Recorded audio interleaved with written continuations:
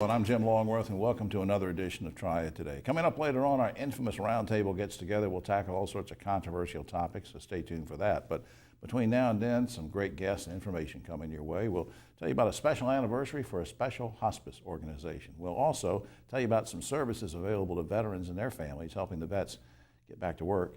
And we'll see what's coming up at the High Point Theater, all that and much more. But first, we turn our attention to ways to improve our community, and one way to do it is to talk with this special guest I have with me. She's a first-time visitor to the show, and I'm so glad she could stop by. Lori Bates, let's see her right now. Carol Davis is Executive Director of the Simon G. Atkins Community Development Corporation for Winston-Salem State University. Welcome, my friend. Thank you. Thanks for having me. Glad and for anybody who doesn't know who Simon G. Atkins is, I suggest they do some Googling because it'll be fascinating. Now, tell me what the Atkins Center Community Development Corporation is all about. So we were named after the founder of Winston-Salem State, who really was the founder of a whole neighborhood that developed around the campus as the campus was growing in the late 1800s, early 1900s. And so he's our role model, and the organization was founded after him.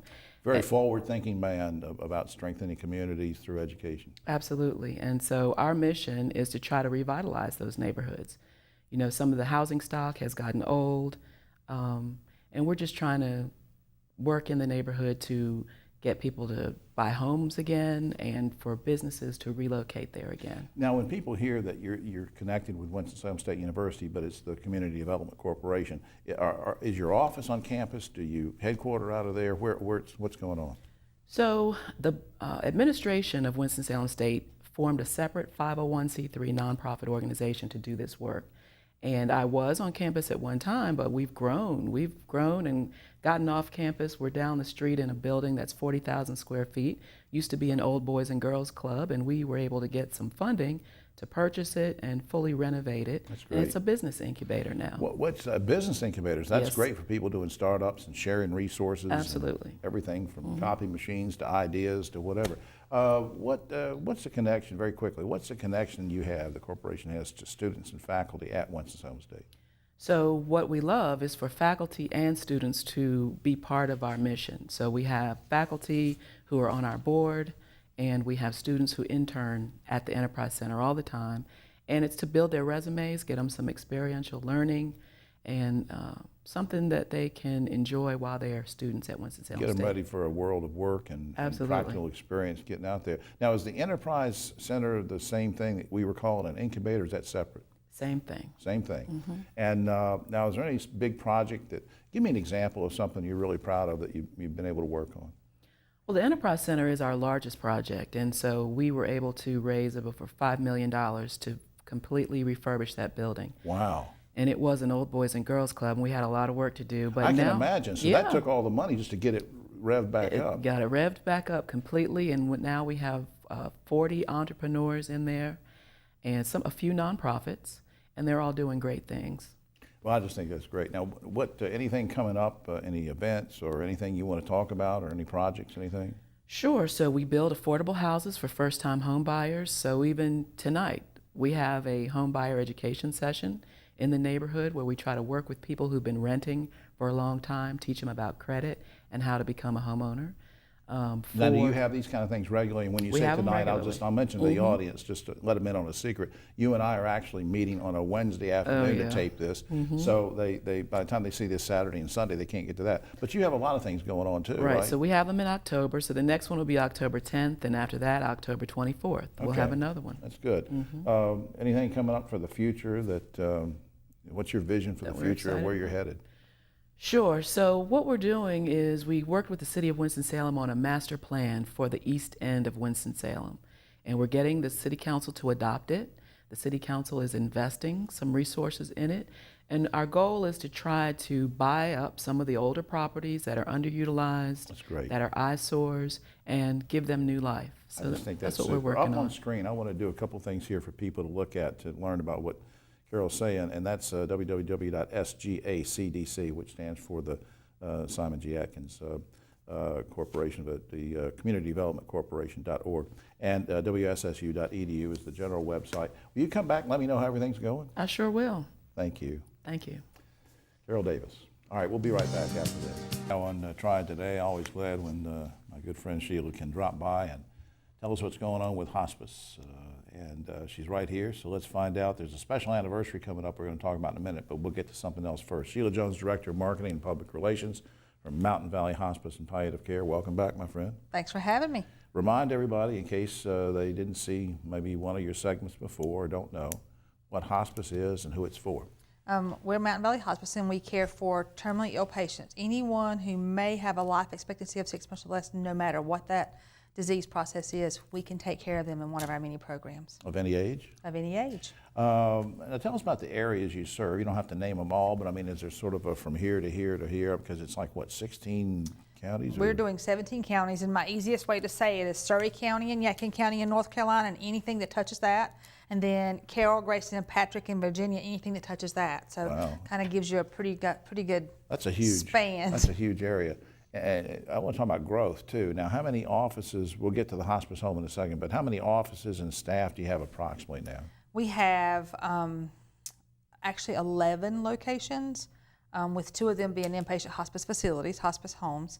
We're running about 290 as far as number of staff, which is awesome because when I came 22 years ago, I was one of about 25. I remember you telling me that. Now, were you including volunteers in that? Mm-mm. The volunteer number is probably an extra 400 or so. And they're so important to the whole thing. Most valuable thing we have, I think. Working with families, working with patients. Now, you mentioned hospice homes. You have 2 of those. One in Mount Airy, one in Yadkin. We do. We have the Waltz Hospice Home, the Joan and Harold Waltz Hospice Home in Dobson and Surrey County, and we have the SECU Hospice Care Center in Yadkin County, which is our newest addition. It's been open about a year in August, doing well, enjoying being able to serve our community from those facilities. Well, that's right, and people sometimes they'll say, well, that's nice, but we know somebody in our family. We want to talk to you about them. Mom or dad, and can they stay at home and receive hospice care? And the answer is? The answer is yes. The majority of our business, the majority of the care that we provide are done in someone's homes. Our clients, our staff comes in the mornings, they get their assignment, or they already know their assignment, they're a team of patients, they're responsible for that team. They ship them to the hospice homes when that family's ready. If they're ready, if they're not ready, then they stay at home. The goal is to keep that patient at home as much as possible around their loved ones and families and things they care about. And keep them comfortable. Mm-hmm. I know this, we didn't rehearse this or anything, but how many families roughly do you serve? Because I mean, there's a lot. There is a lot, and we have several programs, and just in our hospice program alone, we're serving close to 400 a day on average. Wow. Another about 120 in transitions, about 1,500 families in our grief support program. I mean, I can go on all day. I love to talk about it. And you have veterans programs and all these things you're doing up there. Now that brings me to the anniversary. You're having a big anniversary now, right? We're celebrating 35 years of business for this hospice. It started years ago as Hospice of Surrey County, and we changed our name and merged with another one, and all that great thing. But now we're still Mountain Valley providing the great care that we get to do, and we're celebrating 35 years, and we're going to do that in November at a big event. Yeah, that's I'm going to call it a gala. What exactly do you want to call it? That's coming up in November? We're calling it a masquerade celebration. So we're going to have fun and have a good time and celebrate, where we were and where we are, and do that with folks that, have helped us get there with our friends and vendors. And you're going to supply masks for people if they don't have a costume or something? I've already got mine picked out. It's on my desk. Yeah, I'm ready to go. But if I'm in my mask, how will you know it's me? Oh, we'll know it's you. Yeah, no one can miss that. Well, thanks. But now that's, what date is that, November what? November 10th. Okay. And it's going to be held there. We're going to do it in one of the nostalgic buildings downtown in Mount Airy called the Main Oak Emporium. So we're going to be on the 2nd floor. Oh, yeah. Beautiful setting. Can't wait. November 10th. I'm going to write November that down. 10th. All right, now up on screen is something very important I want people to look at. That's the website. And for your radio listeners, also catch this, www.mtn, stands for mountain, mtnvalleyhospice.org. Please look that up. And if you are so inclined, if you have a family member who has a terminal illness or has been diagnosed, or you have some questions, then pick up the phone, go to the website, make an appointment. These are great folks who can help you, and they can help you early on. Sheila, good luck with everything. Thank you. Thank you, and happy anniversary. You too. Be right back. Now on Triad Today, and I'm really glad this lady could join us to talk about something very important. And we've covered this from time to time. People said, yeah, I think you did it last month or the month before. You can't talk about veteran services enough because there are a lot of veterans out there and their families, and services are being provided, fortunately, through Goodwill. And we're going to learn more about it our friend Sandy Jolly, who's seated next to me. She's Program Coordinator of Veteran Services for Goodwill Industries of Northwest North Carolina. Welcome back, my friend. Hey, Jim, good to see you too.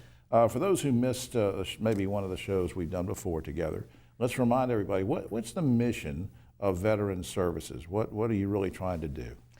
To connect veterans and military families with the services that they need, whether it's jobs, skills training, and things like that. Now, when you say jobs and skills training, I'm assuming this is open to, if a lady is a returning veteran, it's also open to her husband? Absolutely. It could also be for an older person that's got a child living with them that's of 18 years old or older that's looking for a job, an older veteran. So veterans and their families can take advantage of this, and everything from, I mean, you help people sort of get prepared for job interviews and what they need to do so they're not walking into something cold? Absolutely, and helping them to do that, the civilian transition that is needed for them, even if they've been out of the military for 10 or 20 years, helping them to know how to utilize their military service in the civilian world. Yeah, because that experience is valuable, and it's a matter of you, I don't want to put words in your mouth, but is it a matter of you and your team trying to fit them to, you know, take their experiences they learned in the military and make them applicable to something that they can have a career with? It's yes and no. It's more helping them to understand how to verbalize that themselves. Gotcha. And put that on a resume. So you're going to help them sell themselves? Absolutely. Okay, that's good. Now, Operation Good Jobs. I think I asked you about this a few months ago, but remind me, what is Operation Good Jobs? Operation Good Jobs is a program with Goodwill Industries International. We're a part of 10 Goodwills across the United States that are in this program. It is funded by the Walmart Foundation, and it's a way for us to help veterans and their families. It's one of the programs we do at Goodwill. There are 3 big events coming up, and I want to take them one by one. I want to throw something out to you, and then you tell me something about it. Okay. And I think we have something on screen about these two. Veterans Day Parade, November 10th. Now that sounds sort of self-explanatory, but who's in it, who can come, what's it all about? We really want to invite everyone in the community to come and be a participant, even if it's just standing on the sidewalks. It's going to be down 4th Street, starting at 10 a.m. In Winston-Salem. In Winston-Salem, 10 a.m. on Saturday the 10th. Okay. And then an employment fair is coming up on November the 15th. Tell me about that. It's our annual employment and resource fair. So we'll have probably 30 to 35 employers, 20 to 25 resources. The first hour will be priority access to veterans, but then it's open to the entire community. So anyone that is looking for a job can come in that afternoon from 1 until 4 o'clock, well, 2 to 4 o'clock. And meet prospective employers who are Right. there, which I think is great. And that gets back to your original point about helping them learn how to talk about themselves, push themselves, you know, and really present themselves to these employers who are looking for people. And we're going to do workshops that morning from 9 to 12 on exactly that. Okay, cool. And the last thing I want to bring up is something called Vet Talks, and that's on November 16th. What is that all about? We're going to do a live streaming storytelling. We've got 4 or 5 veterans that are going to share their stories of coming from the military and how that's impacted their life, and we're partnering with the VA for that. It's the VA's program, Vet Talks, and so we're just hosting that. Sort of inspirational and educational. Yes, it is. Okay, I got you. And people can come at 2 o'clock and observe. Okay. And the website here will tell, I'm assuming, it's going to give more details on these events too, so let's go to that for our viewers and our radio listening audience as well, www.goodwillvetservices.org. You can also call, and correct me if I'm wrong on this, Andy, 724-3621 is a good Extension number. 1212. Extension 1212. I'm going to put that on there. Sandy Jolly, thanks for all you do. Thanks a lot, Jim. We'll be right back after Triad Today, and once a month or so, we like to drag this man in off of, he's always busy doing things in the community, but we're glad to get him in here to talk about what's coming up at the High Point Theater and surrounding area, and we're so glad to have Dave Briggs back here. Dave Briggs, of course, Director of High Point Theater. Welcome, sir. Thank you, Jim. Always a pleasure. You know, you always allow me, which I think is nice, you always allow me one stupid question per segment where I'm trying to learn something about the theater. You're getting Now, there. All right, now here's one I want to ask you real quick, and then we'll get to events. Sure. All right, so say my wife and I have season tickets, and we have family or friends come in and stay with us on a weekend where there's a big event that we were going to go to at High Point Theater. Yeah. And the visitors who were staying with us say, well, we'd like to see that, and maybe it's sold out. Now, can we give our tickets, are they transferable to somebody else and they can just walk into the theater and say, here, these are our tickets? Absolutely. If you've got the hard tickets especially, just give them to somebody. They can go right in, unless you've gone and duplicated them on your copy machine. And even if your tickets are held at will call, you can call us up and say, hey, we bought these tickets for XX day. We'd really like for you to put them in so-and-so's name. We'll write them on the envelope. I didn't realize that you can just say, okay, I bought my season tickets, but I don't want you to mail them to me, Dave. I want you to keep them at Yeah, you at the can. theater. We'll keep your tickets at will call. We Well, sure that's will neat. for I didn't every know show. that. Yeah. That's convenient because then I don't have to worry about losing them. There you go. And you can also, if you buy online, you can actually send your tickets to your phone. Wow. So- Not to my phone. But Well, maybe not. He's got a yeah, flip I've got a phone. flip phone. So that. All right. Now, it's not funny, Dave. I know, but All it's right, true. It is true. All right. Now let's talk about upcoming events. The Rippingtons on October 27th. What is that? The Rippingtons are smooth jazz. They have a fellow named Russ Freeman. He has written so much jazz music. He is just a brilliant musician, and this will be their second time with us. Remarkable show, and that's a great Saturday night of entertainment on the 27th. On November 2nd, I read somewhere that Aubrey Logan is coming. What is Aubrey? Who is Aubrey Logan? Aubrey Logan was one of the original members of Postmodern Jukebox, and they call her the Queen of Sass. So she's got this amazingly sultry voice, but then all of a sudden she'll pick up a trombone and start playing riffs on a trombone. Wow. Remarkable entertainer. The jazz combo that she's with, they do rhythm and blues and jazz and some rock and roll, and they take some old standards and kind of put a new twist on them. So that Really you don't fun. just have to like jazz to No. like this. You can like different kinds of music. Exactly. And she's going to hit Yeah, on this. yeah, she does well. November 10th, James Gregory. For people that don't know, and I don't know, everybody should know James Gregory, but just to refresh our memory. Well, he's the self-proclaimed funniest man in America, and he is a very funny fella. He will tell down-home sort of humor, kind of like sitting on your front porch and telling stories about your aunts and uncles and your family and your neighbors and why you're using a GPS to go to Mama's house. Yeah, exactly. He could probably help me with my flip phone He thing. probably could. And I do want to get a plug in about Barbara Eden and Hal Linden Yes. coming next year, early next year. We will get into this later, but that's just an incentive for me to remind everybody to buy season tickets because that's going to be great. A lot of great stuff. A lot of coming fun up. things. A lot of fun. All right, up on screen, highpointtheater.com is the website, www.highpointtheater.com, and the box office number is 887-3001. highpointtheater.com, 887-3001. Dave Briggs, thanks for all you do for the community Thank and you, for Jim. bringing these great events here. Good lineup. Thank you. And everybody get out and get season tickets. We'll be right back after this. Back now on Triad Today, just about time for the roundtable. Hope you'll pick up your copy of Yes Weekly. I have a column in there every week, and there's one in there this week that you'll probably hate, so get it. But well, I'm just being honest. You never know what somebody might. Might be good. They Jim. might like it. I don't know. Next to me, on my right, but always the political left, Ogie Overman, that great broadcaster and journalist. And next to him, Dr. Don Martin, professor at High Point University and also well known as a vice chairman of the Forsyth County Commissioners. Next to him is the man that Donald Trump is naming as the ambassador to the UN.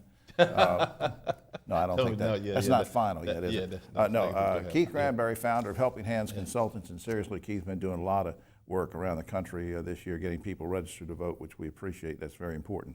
Guys, I don't want to go into the he said, she said, and get into the weeds about the Supreme Court hearing, but I have several questions I want to ask that affect everybody in terms of how people are going to vote. So let's go down this list. First of all, now that Kavanaugh's been confirmed, will his confirmation energize Republicans or Democrats more to vote?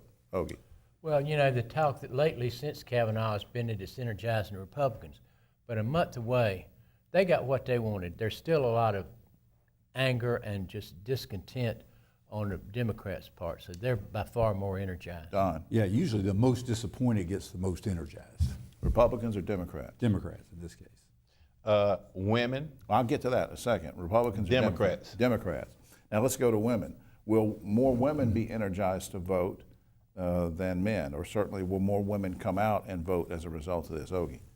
By far, regardless of what Trump says, this is not a difficult time to be a man in America. Please give me a break. All right, Don. I think women will, but I have to tell you this. I worked a fair booth at the Republican Party last Sunday. Right. 2 women came by and they said, well, I want to look at these candidates. We just switched parties, 2 women. just switched for Republicans. They were Democrats. They were Democrats And this you know week. why they switched? Why? Because of the Kavanaugh hearings. They said, They switched we to the could not, Republican- we could not believe that. We're switching to the Republican Party. And I saw it firsthand. 2 people, Wow, a that's- sample of 2. That's weird. Women, Keith. That's right, just 2. It's probably a million. They're the only 2. It's only 2. It's a million switching parties. Yeah. Absolutely, women will be energized, and Don's 2 went. I do have to tell you one Don's thing. 2 Republicans. There's a That's guy right. there with a bunch of stats. In the last 2 weeks in North Carolina, Republicans gained in registration by 2,000 voters in the last 2 weeks. I don't doubt that. I don't doubt that. It has energized it. And the The final differential. thing, let's talk about age. Mostly, guys, Keith, this sort of lets you out a little bit, but guys my age, Don's age, Ogie's age, we're the ones that usually show up to vote for midterms.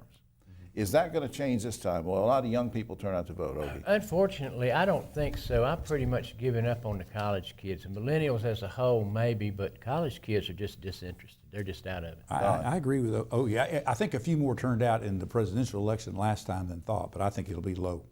I think it's going to be actually higher. I think people will be energized. I think many of these organizations that I've been working with are really pushing the millennial vote, and I think it's going to make a difference this time. You think the young people, some of them will come Absolutely. out for the first time and Yes.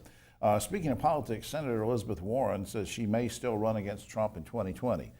A, can she beat him? And B, if not, who stands the best chance on the Democrat side of unseating the president, if anyone? Ogie. Yeah, I could see her running and winning, but I still am sticking until somebody comes along. I'm still a Cory Booker guy. You're a Cory Booker guy. certainly am. Don Martin.